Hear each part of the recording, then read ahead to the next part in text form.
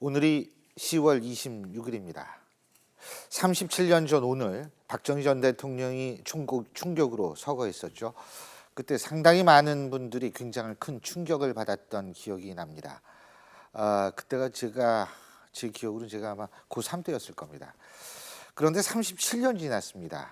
근데 오늘은 그 테마는 다르지만 역시 상당히 큰 충격을 받고 있는 느낌입니다. 최순실이라는 한 여성으로 인한 파장이 어디까지 이를지 가늠도 어려운 지금 야권의 일부에선 탄핵과 하야 얘기가 나오고 있고요. 야당은 물론 여당에서도 이 대통령을 향해 진상규명과 탈당까지 외치고 있습니다. 걷잡을 수 없이 커져가는 이번 사태 어떻게 흘러가서 어떻게 마무리될지 고민해봐야겠습니다만 여러 의미로 기억에 남을 듯한 10월 26일입니다. 여러분께서 이제 이 10월 26일을 어떻게 기억하실지 궁금합니다. 관련 이야기 전문가 네 분과 살펴보겠습니다. 자, 지금 이 자리에는 검사 출신이시죠. 김광삼 변호사, 그리고 김광덕 전 한국일보 정치부장, 정치평론가 이종훈 박사, 백기종 전 수서경찰서 강력팀장 네 분 나와 계십니다. 어서 오십시오. 네, 안녕하세요. 예.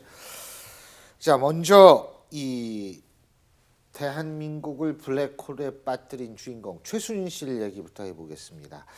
자, 독일에서도 최순실이 분명히 이슈가 되고 있는 것은 사실인 것 같습니다. 언론 보도에 따르면 독일의 슈타트산발트 이 검찰 측에서도 지금 조사에 이들의 행적을 수사에 나섰다는 그런 소식도 전해지고 있는데요. 일단 그 동네 주민들이 이게 미스터리하다, 예? 이렇게 나오고 있다는 거예요. 그러니까 이게 그러니까 가족 거기 사람 4명에다가 말이 4마리에다가요 개와 고양이가 합해서 10마리가 넘는답니다. 근데 이 대가족이 땅으로서 갔는지 하늘로서 갔는지 없어졌다는 거예요. 예? 이게 아주 신기하다는 겁니다. 우리나라에서 팀장님 이런 경우 보신 적 있어요? 이런 경우는 그 추적이 다 되거든요. 말 그 큰 네. 것도 그런데 이제 그 아마 지금 보도에 나오는 걸 보면 14개의 회사가 또 있다는 거 아니겠습니까? 네.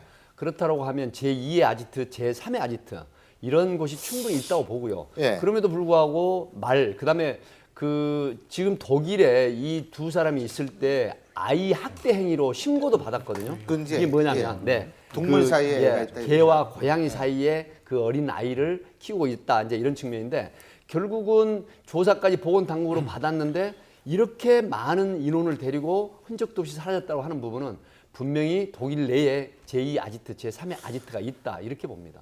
지금 팀장님께서 말씀하신 그 아이 학대 그 신고, 전 개인적으로 그게 좀 이해가 안 되는 게, 제가 독일에 10년 살면서 집 빌려줄 때요 아이가 있으면 안 빌려주는 사람은 있어도 개가 있으면 100% 빌려주거든요. 그 정도로 개에 대해서, 동물에 대해서 아주 관용적인 사회가 독일 사회인데, 동물이 많은데 애를 키운다, 그거는 저는 사실은 저도 그 뉴스 봤습니다만 좀 그게, 그래서 만약 그게 사실이라면 그게 전부일까, 좀 그런 게 궁금은 해집니다. 근데 어디 있다고 보세요? 독일 주민들, 그러니까 그 지역 주민들은 모르겠지만 전 독일 정보 당국은 알고 있다라고 생각을 합니다. 그리고 지금 독일 검찰도 추적을 하고 있다는 거 아니에요? 네. 전 분명히 알고 있을 거다라고 생각하고요. 그리고 뭐 가족이 워낙 지금 움직이고 있는 그 인력이 많기도 하지만 저 사람들의 그동안의 행적으로 볼 때 눈에 안 띌 수가 없게 행동을 한다는 거예요.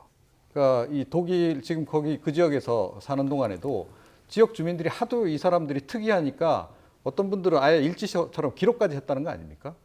저 가족이 하도 특이하니까. 아니, 독일 사람들이 또 원래 그 남의 관심이 그렇죠. 많아요. 뭐 그렇게도 네. 한데다가 워낙 이질적이고 또 하는 행동들이 눈에 좀 도드라지고 하니까 기록을 한 것이고, 자기네들이 보기도 아주 이상하니까 개도 뭐 그냥 이렇게 작은 개도 아니고 뭐 10여 마리를 키우는데 아주 대형 큰 개까지 있고, 그런 개들은 사실은 뭐 잘못되면은 그 아이를 이렇게 물어 죽일 수도 있는 거고 이런 거니까 그 양반들 보기엔 당연히 이상한 거죠. 근데 어찌됐건 전반적으로 이 가족들이 이동하는 것도 그렇고 생활하는 것도 그렇고 제가 보기엔 꽤나 떠들썩하게 지금 다니고 있다. 그래서 조만간 어디 있는지 금방 포착이 될 거다라고 봅니다. 저는 최순실 씨는 뭐 그동안의 모든 그동안의 행보도 미스터리였는데 지금 행적도 완전히 미스터리, 그게 똑같아요 보니까. 근데 이제 제가 보기에는 일단 독일에 있을 가능성이 높은데요.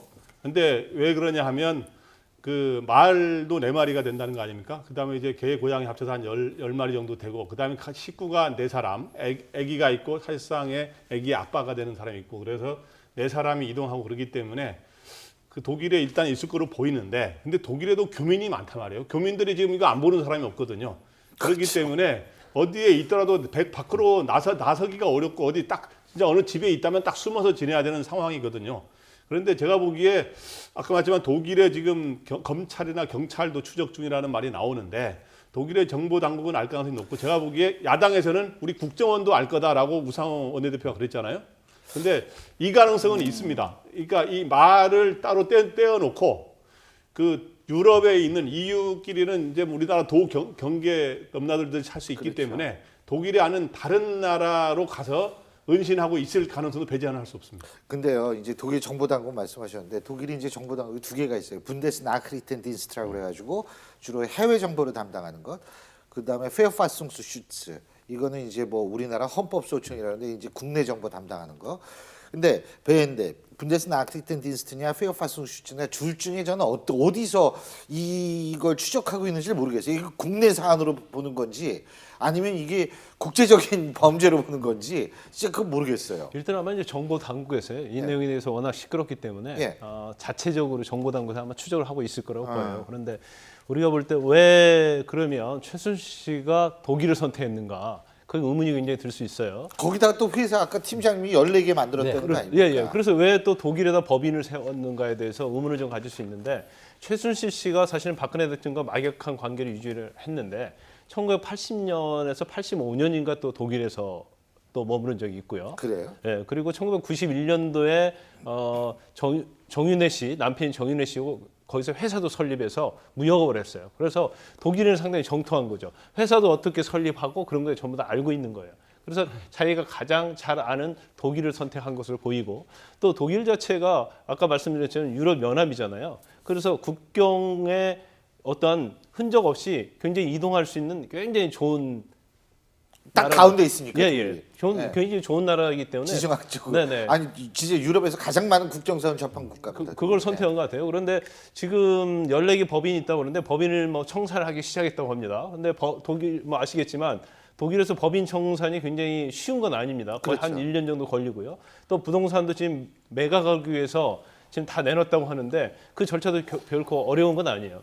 그래서 이게 지금 현재 그러면 그 많은 돈들이 어떻게 독일로 갔느냐. 저도 그게 궁금해요. 그건요. 사실은 추적해보면 다 나올 수 있는 거거든요. 아. 여기에서 개인이 또는 법인이 외국에다 돈을 가져갈 때는 전부 다 신고하게 돼 있고요. 그렇죠. 전부 다 그 국세청 망에 다 걸립니다. 그리고 가서 무엇을 샀는지에 대해서 다 소명하게 돼 있고 그렇죠. 부동산을 샀으면 그걸 다른 사람한테 렌탈을 했는지 아니면 자가로 거주하고 있는지 그거 전부 다 신고하게 돼 있어요. 그렇다면 적어도 국세청은 그 법인과 아니면 정유나 부동산에 대한 정보는 다 알고 있다는 거죠. 그래서 검찰과 국세청이랄지 정부 기관의 의지만 있다고 한다면 그 자금의 출처랄지 아니면 소재 파악을 하는 데는 그렇게 어렵지 않다고 봅니다.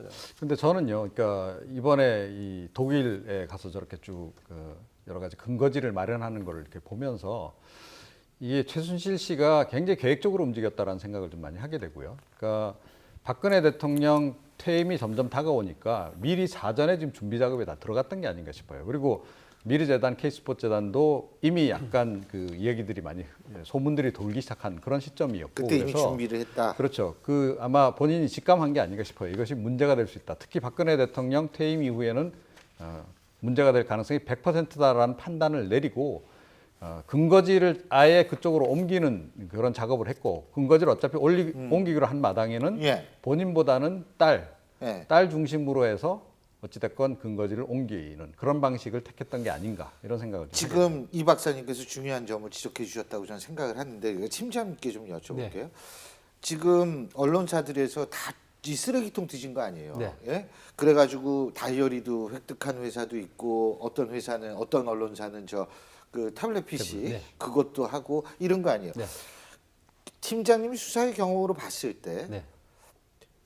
이렇게 그게 상식적으로 이해가 안 되거든요. 예. 어디 가려고 그러면은 그거를 철저히 없애고 가든지 사실은 이제 9월 3일 날 지금 최순실 씨 모녀가 출국한 걸로 지금 예. 알려지고 있지 않습니까? 그리고 이제 9월 25일 날 그 고발장, 시민 고발장이 들어갔는데 이미 7월 달부터 조짐이 있었죠.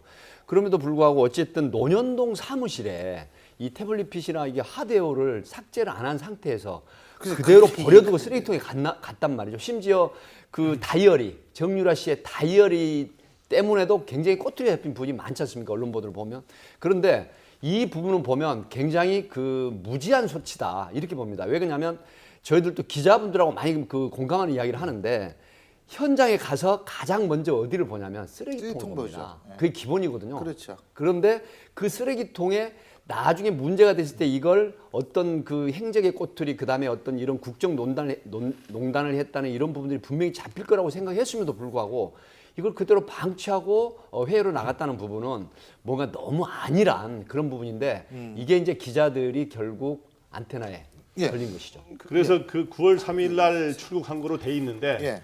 그러니까 7월 말에 처음으로 미르 K재단 의혹이 보도되고 여러 가지 이슈가 확대되면서 본인들에 대한 어떤 위험이 다가오자 서둘러 떠났다는 흔적이기도 하지만 근데 이러한 기본적으로 이렇게 국가 기밀 심지어 국가 기밀도 일부 문서에 들어 있었잖아요. 예. 남북 간의 접촉이라든가 이런 것까지 들어 있는 이러한 문서를 이렇게 처리할 줄도 모르는 사람에게 그러니까 이런 사람에게 대통령의 해외 순방 일정이라든가 대통령 연설문이나 간 문서가 간 것 자체가 문제지만 또 이런 거를 다룰 줄도 모르는 사람에게 가서 만약에 그게 안보 관련 사항이 만약에 북한에게 만약에 잘못 알려지면 안 되는 내용이 만약에 들어있다고 칩시다. 만약에 그렇게 된다면 이런 거를 처리하지 못한 사람들에게 이런 자료들이 왔다 갔다 하는 게 국가적으로 참 우리가 이러기 때문에 분노하고 참 허탈하고 이렇게 할 수밖에 없는 거죠. 예.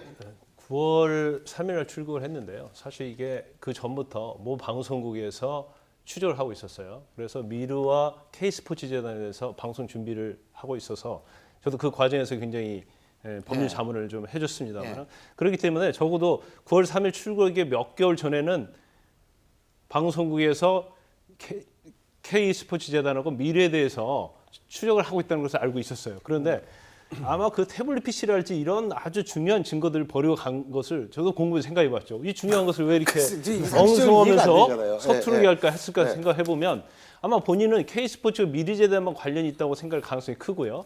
그다음에 적어도 9월 3일 날 갈 때는 아마 본인이 어떻게 보면 청와대가 됐건 뭐 공직기관이 됐건 아니면 검찰이 됐건 자기가 마음대로 휘두를 수 있다는 생각을 할 수도 있다는 거죠. 그래서 이런 걸 버리고 가도 결국은 뭐 수사가 이루어지지 않을 거니까 그냥 없을 거라 그런 안이한 생각을 할 수도 있다고 봅니다. 저는 그게. 좀 집안 내력이 아닌가 이런 생각이 들어요. 그러니까 왜 그런 생각을 하게 되냐면 예. 이 최순실 씨 아버지, 그러니까 최태민 씨 같은 경우에도 이름을 7번이나 바꾸지 않습니까? 그리고 그때 상황에 따라서 그러니까 굉장히 변신의 귀재예요. 어떻게 보면 뭐 일본 그 경찰 쪽에도 있었다가 일제시대 때는 그 다음에는 뭐 헌병 쪽에 뭐 그 문관으로 일했다가 또 종교도 보면 뭐 가톨릭에서 기독교로 해서 뭐 실제로 그 종교 활동을 했는지 안 했는지는 모르겠으나 어찌됐건 그렇게 자꾸 이름을 바꾸고 예. 하면서 변신을 자꾸 하는데 보면요. 그게 그렇게 치밀하지가 않아요. 그런데 최순실 씨도 보면 그렇게 치밀하지가 행동도 않다. 그렇고 언행 자체가 굉장히 거칠지 않습니까? 그런데 알겠습니다. 그런 식으로 살아왔고 그것이 아하. 일종의 어떤 그 약간의 유전인적 요소로 지금 작용하는 게 아닌가라는 생각조차도 들 정도. 지금 우리 이종호 박사님께서도 말씀을 하셨는데 지금 최태민 씨에 대한 얘기도 나오고 있습니다. 근데 이 최순실의 국정 개입 논란이 이렇게까지 커진 이면에는 아까 지금 이종호 박사님 잠깐 말씀을 하셨습니다만 이 누구는 그런 표현을 하더라고요. 피보다 더 진한 물이라는 얘기를 하던데 이런 두터운 박근혜 대통령과 최순실 씨의 관계가 있었기 때문이라는 얘기도 나옵니다.